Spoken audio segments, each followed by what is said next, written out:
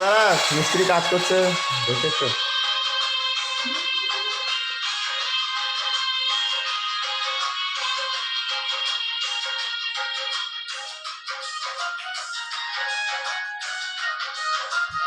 মিস্ত্রি কাজ ঠিকঠাক চলছে তো?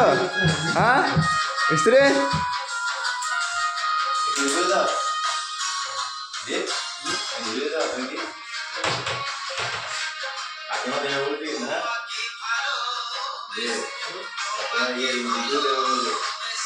এই যে আমাদের কাজ চলছে এখন দুদিনের মধ্যে।